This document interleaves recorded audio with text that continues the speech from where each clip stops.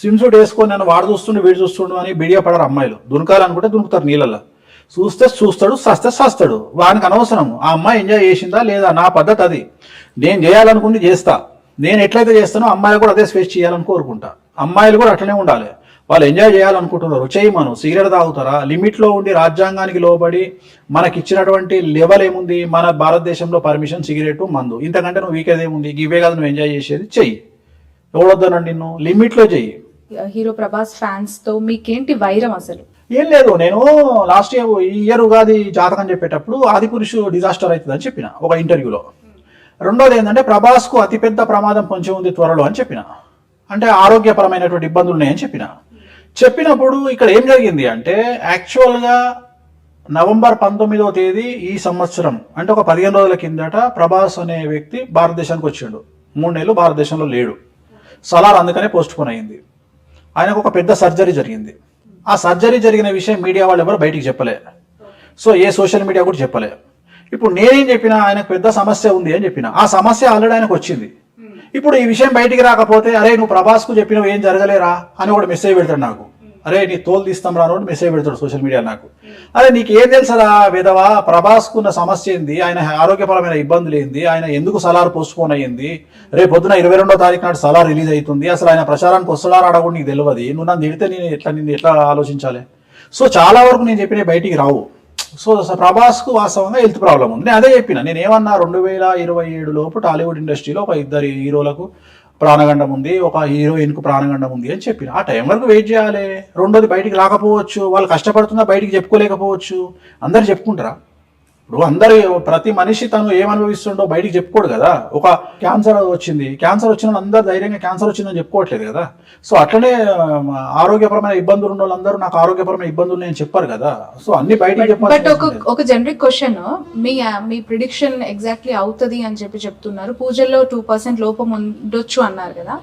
Cancer వచ్చి 3 నెలల్లో చనిపోతా అన్న వ్యక్తికి మీ రెమెడీస్ ద్వారా బ్రతికించే అవకాశం ఉందంట. మనం పోస్ట్పోన్ చేయొచ్చు, ఒక 4-5 ఇయర్స్ చేయొచ్చు. అంటే క్యాన్సర్కు ఫస్ట్ కావాల్సింది మానసికమైన స్థైర్యం. అది ఎవడు ఇయ్యడు, నేను ఇస్తా. రెండోది మనకు ఎవరు చెప్తున్నారో అనేది కూడా ముఖ్యం. మనం అబ్జర్వ్ చేస్తే మళ్ళా అదే అల్లు అర్జున్ డైలాగు, భయపడేవాడిని అల్సర్ కూడా చంపేస్తుంది, ధైర్యంగా ఉండేవాడి క్యాన్సర్ కూడా ఏం చేయలేదని. మనం వాడిని ధైర్యంగా కనుక చెప్పగలిగితే వాడు చాలా రోజు బతుకుతాడు. ఇప్పుడు జబర్దస్త్ పంచుప్రసాద్కు నేను కిడ్నీ పే అయినప్పుడు నేను ₹1,00,000 నేను ఇచ్చిన తెల్లారే జగన్మోహన్ రెడ్డి గారు ఫ్రీ డబ్బులు మొత్తం పెట్టుకొని ఆపరేషన్ చేయించారు. అసలు డాక్టర్లు ఏం చెప్పారంటే 3 నెలల కంటే ఎక్కువ బతకమన్నాడు. ఇప్పుడు ఆపరేషన్ అయ్యే 4 నెలలు అవుతుంది. ఈ సేఫ్. ఇట్లా మిరాకిల్ చాలా ఉన్నాయి నా దగ్గర. చాలా మంది క్యాన్సర్ పేషెంట్లు. ఇప్పుడు ఏంటి తన లైఫ్ స్పాన్ ఏంటి, అంటే తన ఆరోగ్యం ఎంత వరకు బాగుంది, ఇన్ ఫ్యూచర్ ఎట్లా ఉండబోతుంది అంటారు? అంటే జాతకం చెక్ చేయలే కదా. ఇప్పుడు నేను అనేది ఏంటంటే సర్వైవ్ అయ్యి తను నన్ను అడిగింది ఒకటే, నేను ఆపరేషన్ చేయించుకుంటే బతుకుతున్నా గురువు గారు అని అడిగాడు. నువ్వు చేయించుకోనా 100% బతుకుతావు అని చెప్పిన. సో ఆ ధైర్యం ఎవరిస్తారు? నేను ఇచ్చేది అదే. నేను చేసేది ఏం లేదమ్మా. నేను చేసేది అమ్మాయిలకు ఒక అమ్మాయి ఒక అబ్బాయితో మోసపోయింది, ప్రేమ అని వాడు మోసం చేసిండు. ఆ అమ్మాయి దగ్గర డబ్బులని లాక్కొని నాశనం పట్టించిండు. ఆ అమ్మాయి ఏం చేస్తుంది, సూసైడ్ చేసుకోవాలనుకున్న అమ్మాయి నా దగ్గరకు వస్తుంది.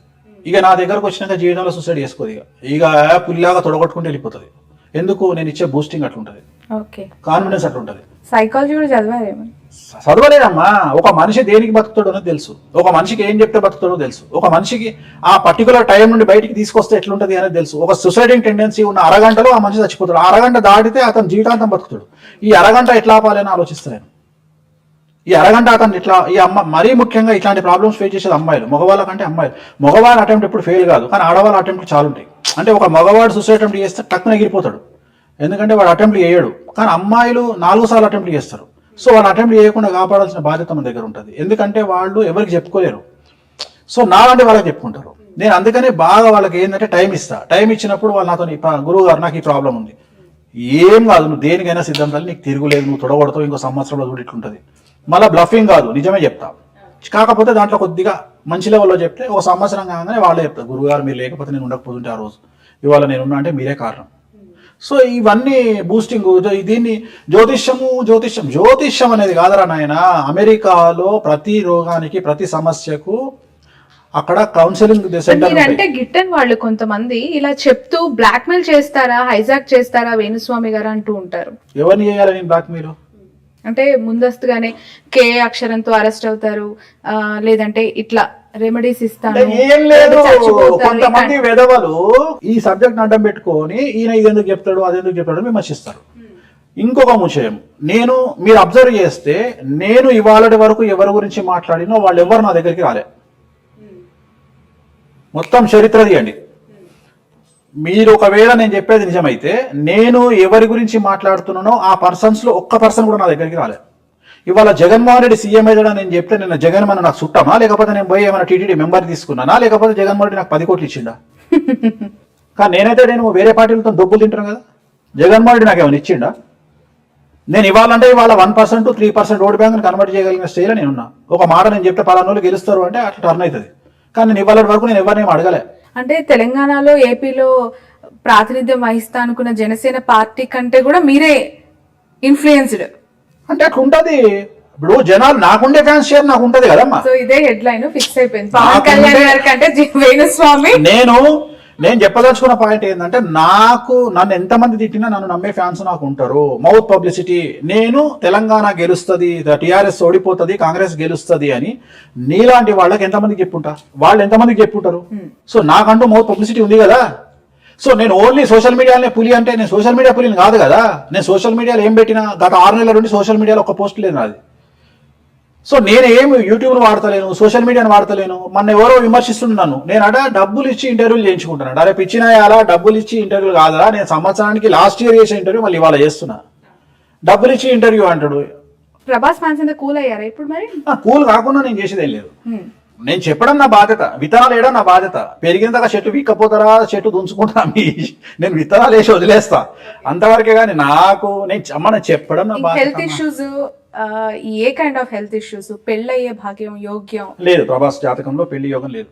ఓకే, ఏటా చెప్పినావు అంటే నాకు తెలుసుకుని లెక్కలు, ఆ లెక్కలు నీకు చెప్పాలనా? కలత్ర యోగం ఉంది, ద్వికలత్ర యోగం ఉంది, త్రికలత్ర యోగం ఉంది. నీకు ఏమర్థమైందిరా నాయన? ఏం అర్థం కాదు. అందుకని వేణుస్వామి చెప్పేది సింపుల్గా ఉంటుంది. తెలంగాణ స్లంగా లటకుని వెళ్ళిపోతుంది, పటకన పట్టుకో, కథ అయిపోయింది. అంతేగాని ప్రభాస్కు పెళ్లి చేసుకునే ఉద్దేశం లేదు, ఆయనకు లేదు. ఇప్పుడు ఎట్లా తెలుస్తుంది నీకు? తెలుసు నాకు. ఆయనకు సంబంధించిన మనుషులు కూడా నా దగ్గరకు వస్తారు కదా, జాతకాల గురించి వస్తారు కదా, ఆయన బాగుకోరే వాళ్ళు ఆయన చుట్టూ ఉంటారు కదా, వాళ్ళు వచ్చి నన్ను అడుగుతారు కదా, గురుగారు ఏం చేద్దామని అడుగుతారు కదా. ఇప్పుడు పవన్ కళ్యాణ్ గురించి ఎంతో మంది నన్ను అడుగుతారు, పవన్ కళ్యాణ్ గారికి గురుగారు పూజలు చేద్దామా, మీరే చేయించండి, సీఎం అయ్యే భాగ్యం ఉందా, సీఎం కాకుండా మినిస్టర్ అనే భాగ్యం ఉందా అంటే నేనేమంటా అంటే ఆ యోగం మీరు ఆయనతో మాట్లాడి ఆయన కూర్చోబెట్టండి, నేను పూజ చేస్తా అంట. ఆయన కూర్చోకుండా నేను చెయ్యను అంట. నేను చేసే పూజలలో వాళ్ళు కూర్చుంటే ఫలిస్తాయి. నేను ఆయన కూర్చోకుండా నేను చెయ్యను, నాకెందుకు అవసరం, నేను చెయ్య. రేపు పొద్దున నేను చేసినాక ఆయన కాకపోతే. జగన్మోహన్ రెడ్డి గారి గురించి పూజ చేయించిన పరిస్థితులు, ఆ సందర్భంలో జగన్మోహన్ రెడ్డి గారు ప్రత్యక్షంగా పాల్గొనలేదు, కానీ ఆయన సీఎం అయ్యారు. ఎట్లా? ఆయన ఒకసారి కూర్చొని వెళ్ళారు, ప్రారంభం చేసింది ఆయనే. ఓకే, సంకల్పం చెప్పుకొని పోయారు. అది 8 వారాలు చేసినాం. ఒక్కసారి చేసింది కాదు, అది 8 వారాలు చేసినాం. ఆయన సంకల్పం చేసుకుని వెళ్ళిపోయిన తర్వాత చేసినాం. రైట్. టాలీవుడ్ నుంచి మరో సెన్సేషనల్ హీరో అల్లు అర్జున్ గురించి మాట్లాడుకోవాలి. గంగోత్రి సినిమా నుంచి పుష్ప ద రైజ్ వరకు నేషనల్ హీరోగా ఎస్టాబ్లిష్ అవ్వడం ఎలా చూడాలంటారు? ఎప్పుడో చెప్పిన, నేను లాస్ట్ ఇయర్ చెప్పిన, ఆయనకు తిరుగులేదని. The original pan India star, నిజమైన పాన్ ఇండియా స్టార్ ఇండియాలో ఒకే ఒక్క అల్లు అర్జున్. ఆయన జాతకం తిరుగులేదు ఇంకా 15 ఏళ్ళు. ఓకే, ప్రతి సినిమా సక్సెస్ అంటారా? గ్యారంటీ, మినిమం, తిరుగులేదు ఆయనకు. And one more hero Ram Charan గారికి సంబంధించి రీసెంట్ గా ఆయనకి పాప పుట్టింది క్లింకారా అనే పేరుతో. ఇంకా నెక్స్ట్ ఎంతమంది పిల్లలు పుట్టే అవకాశం ఉంది అని చెప్పి ఆ పాప ఫోటో కింద కమెంట్స్ రూపంలో వస్తూ ఉన్నాయి. లేరు, ఒక్కలేనా? ఓకే, ఈ పేరుకి సంబంధించి ఒకసారి క్లారిటీ తీసుకోవాలి. క్లీంకారము ఏం లేదు, దానికి ఏం లేదు, వాళ్ళు సెంటిమెంట్ గా పెట్టుకున్నారు. అండ్ వన్ మోర్ థింగ్, పుట్టిన టైం ని బట్టి, ఆ నిమిషాలు, సెకండ్లు, గంటలను బట్టి పేరు పెట్టుకోవాలా, నచ్చిన అక్షరాన్ని బట్టి పేరు పెట్టుకోవాలి. జన్మనామం వేరు, వ్యవహారనామం వేరు. జన్మనామం వేరు, వ్యవహారనామం వేరు. ఓకే, ఎవరిష్టం వాడదు.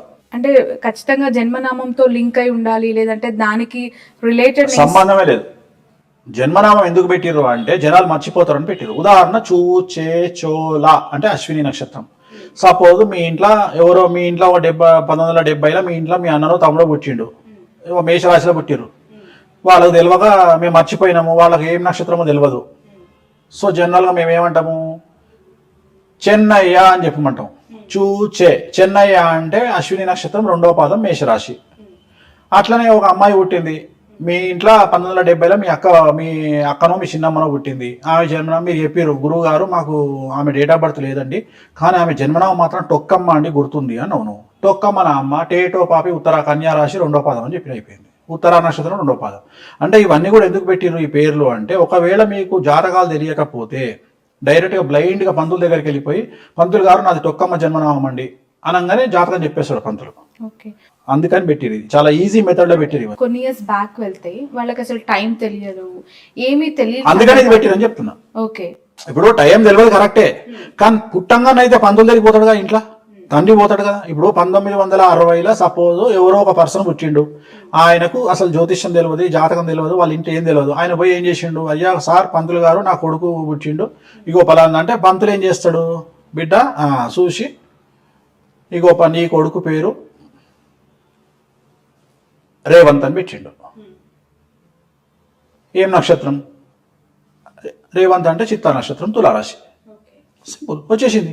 అందుకని ఎక్కడికి పోయినా రేవంత్ అనే పదం, నువ్వు రేవంత్ బిడ్డ జన్మనామం నీ తులారాశి పో, అయిపోయింది. అంటే ఈజీ, చాలా ఈజీ ప్రాసెస్ అట్లా. సో చాలా ఈజీ ఇది. హిమవంతుడు అంటే పుష్యమి నక్షత్రమా, పో కర్కాటక రాశి పుష్యమి నక్షత్రం. సో ప్రతి నక్షత్రానికి ప్రతి రాశికి ఈ బ్లైండ్గా గుర్తుంచుకోవడానికి పేర్లు, అందుకని చాలా ఈజీ యాక్సెస్లో ఇవి పెట్టిరు. అది అయిపోయిన తర్వాత ఇప్పుడు తెలంగాణ ప్రాసెస్ ఏంది, తెలంగాణలో ఎప్పుడు మనకు జాతకాలు పేపర్ల మీద రాష్ట్రం ఎవరు రాయరు. ఇక్కడ ఏంది పరిస్థితి అంటే, సంక్రాంతి అయినాక 3 రోజులు పుట్టిన బిడ్డ 1987 గోజలింటికి వస్తున్నాయి, అయిపోయింది. అంటే 1987లో సంక్రాంతి అయినాక 3 రోజులకు, సంక్రాంతి 14 తారీఖు 17 తారీఖు పుట్టినావు, గోజలు ఇంటికి వస్తున్నాయి అంటే సాయంత్రం 6 గంటలకు పుట్టినావు నువ్వు. ఎందుకు 6 గంటలకు బర్రెలన్నీ ఇంటికి వస్తాయి, అయిపోయింది. నీ జాతకం ఆ టైంతో సహా వచ్చేసింది కదా, సింపుల్. అదే ఆంధ్రాలో అయితే పేపర్ మీద రాసి పెడతారు, చాలా తేడా ఉంటుంది. ఇప్పుడు ఉదాహరణ ఆంధ్ర తీసుకుంటే అక్షరాభ్యాసానికి ఇంపార్టెన్స్ ఎక్కువ, ఎందుకంటే అక్షరాభ్యాసం అనేది పెళ్లితో సమానంగా చేస్తారు. ముహూర్తం చూసి సరస్వతి టెంపుల్కి వచ్చి బాసరాకు వచ్చి. తెలంగాణ అట్లా కాదు. తెలంగాణలో పోయినావా ఫస్ట్ వాడు బాసరా చేయకముందే వీడు పోతాడు, మంచిగా క్వార్టర్ వేసుకుంటాడు, బీర్ తాగుతాడు, ఎంజాయ్ చేస్తాడు, ఒక టూర్ లెక్క అయిపోతే వెళ్ళిపోతాడు. అంటే ఒక్కొక్క ఆచార వ్యవహారం ఒక్కొక్క సాంప్రదాయం బట్టి ఉంటుంది. బట్ ఇక్కడ 1 more క్వశ్చన్ నేను అడుగుతాను గురూజీ. పెళ్లిళ్ళ విషయంలో ముహూర్త బలము దేనికి ఎంత ప్రయారిటీ ఇవ్వాలి? జీలకర్ర బెల్లం పెట్టేదానికా, తాళి కట్టేదానికా? జీలకర్ర బెల్లంకే ఇవ్వాలి. అవునా? ప్రామాణికం శాస్త్రం కూడా జీలకర్ర బెల్లమే చెప్తుంది. ఎందుకంటే అప్పుడే కదా చూసుకునేది, ఇద్దరు చూసుకునేది అప్పుడే. జీలకర్ర బెల్లమే, దాని తర్వాత నీకు మిగతా విషయాలు వస్తాయి.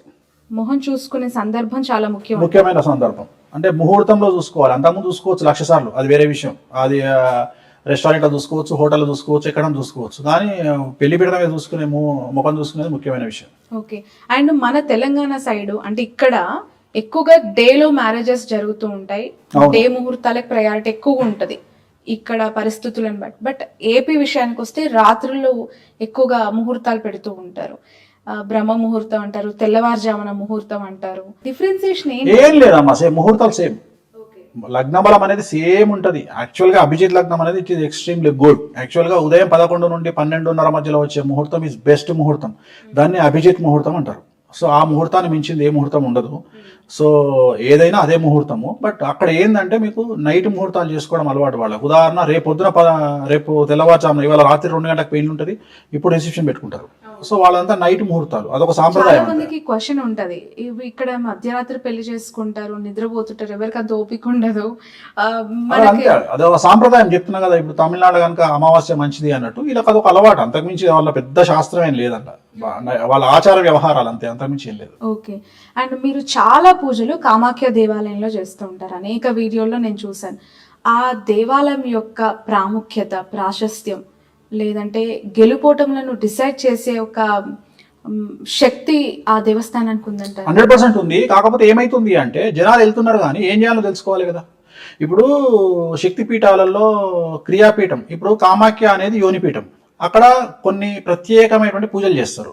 ఇప్పుడు తిరుపతి ఉంది, తిరుపతిలో వెంకటేశ్వర దగ్గర పోయి దర్శనం చేసుకుంటే చాలు, మనం అంతకుమించి ఏం లేదు. సరస్వతి బాసర పోయినప్పుడు ఏం చేస్తాం, అన్నప్రాసన మన అక్షరాభ్యాసం చేస్తాం. నువ్వు అక్షరాభ్యాసానికి పోయినప్పుడు ఆ పూజ చేయకుండా దర్శనం చేసుకుని వస్తే లాభం ఏముంది?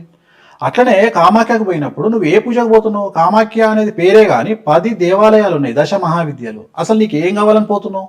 ఇక్కడ నుండి పొలోమని ఫ్లైట్ ఎక్కేసి కామాఖ్యలో దిగుతున్నావు, పోతున్నావు, దర్శనం చేసుకుంటున్నావు, వస్తున్నావు. మొన్న నాకు తెలిసిన ఒక ప్రముఖ పొలిటీషియన్ పోయింది కామాఖ్యకు, ఉత్తగానే దర్శనం చేసుకుని వచ్చింది. నువ్వు పోయింది ఎందుకు? నీ మీద కేసులు పోతందుకు. నువ్వు పోయినప్పుడు పూజ చేసుకుని రావాలి కదా. నువ్వు దేనికోసం పోవాలి? బగాలంకి పూజలు చేసుకుని రావాలి. పూజలు చేసుకోకుండా దర్శనం చేసుకుని వస్తే నీకు రెమెడీ ఎట్లయితుంది?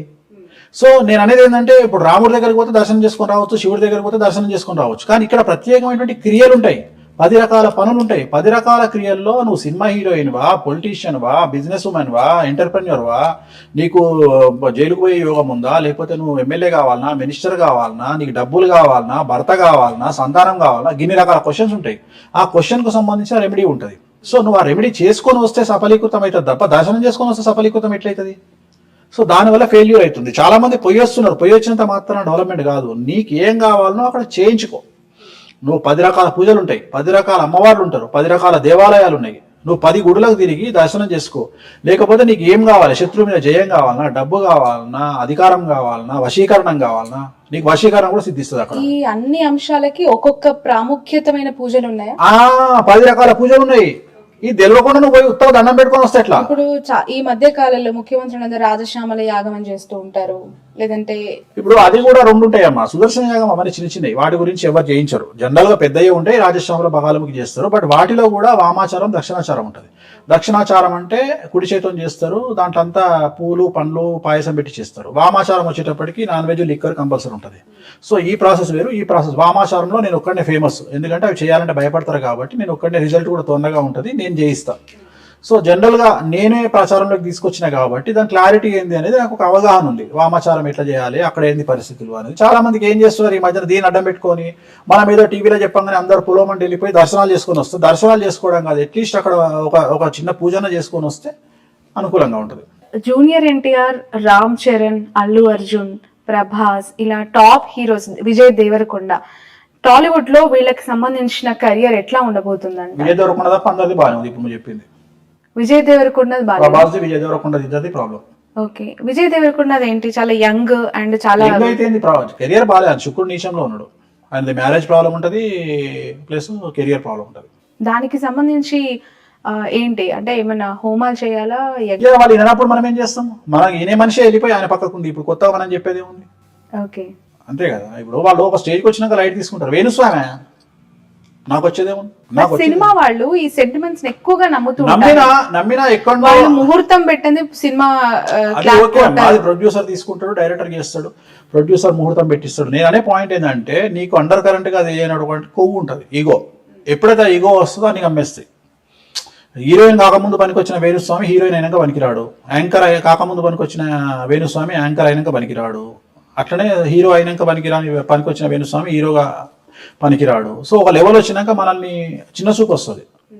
మినిస్టర్ అయినాక కనుక ఇట్లా చూసినట్టు వేణుస్వామి ఏముందిలే, మళ్ళీ మినిస్ట్రీ పోయినప్పుడు గుర్తొస్తాం మనం. అట్లా ఎంతో మందిని చూసిన నా జిందగీలో. ఎమ్మెల్యేలు అయిన తర్వాత నా ఫోన్ ఎత్తినటువంటి క్యాండిడేట్లు ఎంతో మందిని చూసిన. మళ్ళీ